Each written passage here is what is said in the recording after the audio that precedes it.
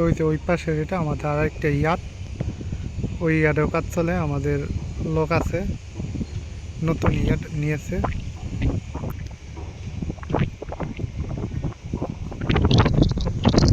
নদীর ওই পার, আর এই যে একটা শাখা নদী এদিক দিয়ে ভিতরে চলে গেছে, ঠিক আছে।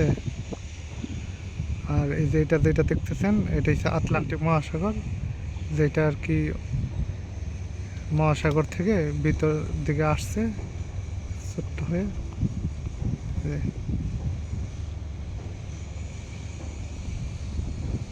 আটলান্টিক মহাসাগর এটা, আমরা মহাসাগরের পাশে আছি। আর ওইটা আমাদের ইয়াট,